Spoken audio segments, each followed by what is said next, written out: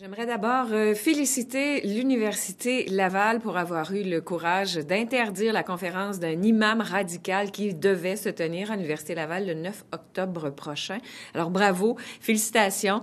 On peut pas en dire autant du ministre de l'Éducation qui n'a pas eu le courage de répondre ce matin en Chambre à 3 questions sur la venue de cet individu radical ici au pays.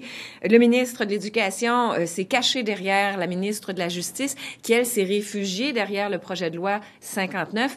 Malheureusement, pour le moment, le projet de loi n'est qu'au stade de projet et il faut agir immédiatement. Cet imam radical qui a été incapable de dénoncer les attentats de Charlie Hebdo, bien au contraire, devrait arriver au pays sous peu, devrait donner 2 autres conférences, une à Montréal le 10 et à Gatineau le 11.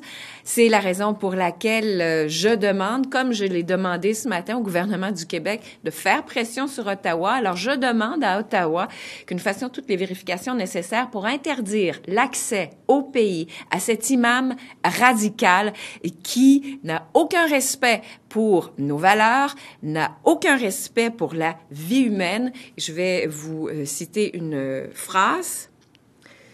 Cet homme est pas besoin d'être un enquêteur du SCRS pour retrouver sur Facebook, sur YouTube, de ses écrits et de ses envolées lyriques.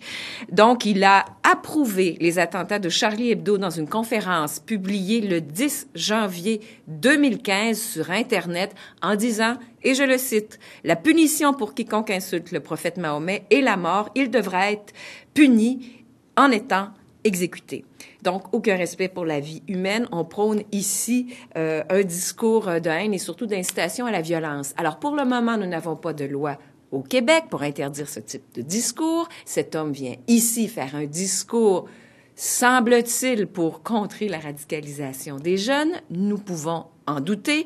Donc, nous demandons au gouvernement du Canada d'agir et d'éviter que cet imam radical entre au pays.